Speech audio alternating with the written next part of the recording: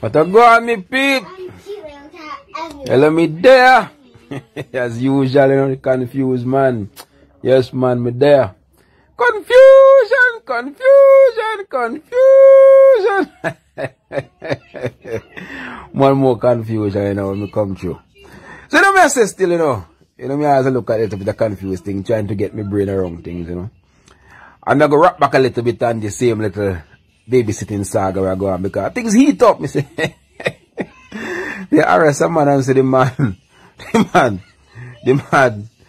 mix up in a child traffic, in a human trafficking. You offer people job, but you not job for them. But you know, alright, that's serious note, you know. Looking at that issue that man get arrested, I don't think that have much to do with what's going on in England, in the England saga. I think it's a whole different issue. But still, whatever you get tied up in, I get tied up in. Although me really and truly not gonna lie, you know. I read into his little saga as a if you want to put it that way, not to be rude people, but like a pum pum hunt, you know what I mean? So like you use it to fool woman to get at them. But still, you know, the serious note on this is the Prime Minister approach to the situation. And he keep going back again to about vision and ability to plan, you know, to exploit opportunities. You know, 99% of the time when there's a disappointment, you know, it's also create an opportunity. But people don't realize that. I always say that disaster open the door for prosperity. That's how I always see things, you know. And I look at that from a perspective of, say, hurricane issues. Like, and I remember looking at the issue with the hurricane sweeping through the Virgin Islands. And I look at all the big businesses being hit up. And I say, but if I was in Virgin Islands as a small man, you know what I do? While I rebuild that country, I mean, I get a smaller van and driving ourselves off with all the construction side. Opportunity. You know. People don't see them kind of things, you know. Same so, very often disaster level up the situation for a small man to get a step up. But not to stray from the point. It's about opportunity and exploiting opportunity. So there's two opportunities that present themselves in St Vincent that any good government would have capitalized on. One, the quarry issue, which is going to be a long ongoing issue. We know that's going to last for quite a while. That could have been a national project for St Vincent to capitalize on. Instead, we give it away to foreigners as usual.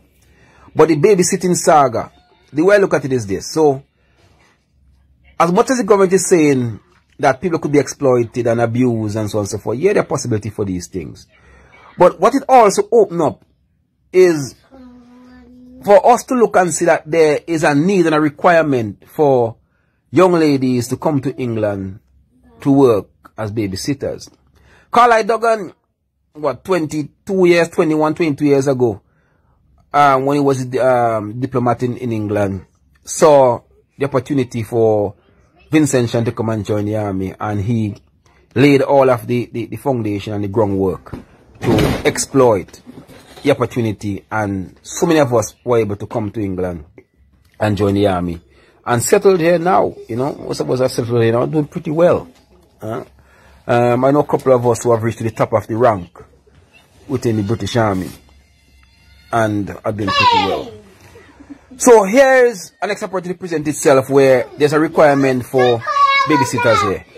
As opposed to call the British Embassy, the British government, and try to put a stop to young ladies coming to England to work as babysitters. Yes, they were coming illegally. What the government could have done was then have a nice talk with the Minister of Labour, or whoever it is, a Ministry of Labour, and the Home Office here in England, and see if they could work out a legal procedure, a legal process where we could then put people, bring them to England. Like in Canada, you have the holiday working scheme in North America also, where people could go to America and work legally for 6 months in hotels and the hospitality industry, and then go back home and return maybe the next 6 months, but they must spend 6 months at a time and go back, you know, something like that.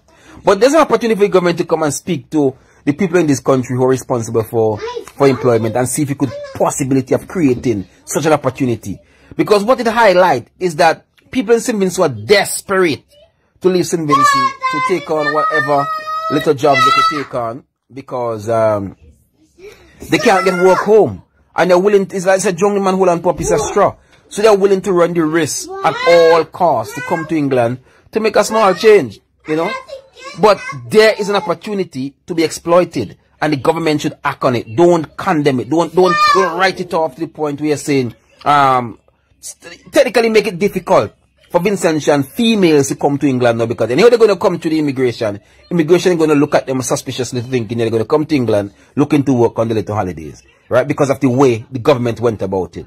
As opposed to see if they could exploit the opportunity and get young people here to do a little side job, make a small change, help themselves. You know what I mean? You know? But again, go back to what I'm saying. You have an old man running with absolutely no vision. He has no idea about development of the future of the people. He doesn't care about the people. Yeah? Look, every time there's an opportunity for the government to step up and put Vincentian first, he put them down. So, they announce the situation. The first thing the government say what? Is stuck up on, not stuck up on medication, ventilators like every other country does. I call every department and I tell them to make sure they stock. Mr. Prime Minister, you should stock up on ventilators. Yeah? Like every other country did. Alright? There's an issue with, by vast majority of men in St Vincent, even in affluent stages. And the first thing government says, excuse, Sandy be woman loves. Mr. Prime Minister, people tell you, when them put them pick in a van to go a town, for go to school, they get abused by these van drivers and conductors. But you think to it is Sandy be woman love. You know, like me confused. Every time there's opportunity for government to stand up and support the people, the government take every loophole to destroy and pull them down. Vinci people. Man, tell me, I really want, tell me, I don't want change. I really want to carry on living like this. I really don't want change. Nah, man, tell a poor me on me confused brain. Help me somebody.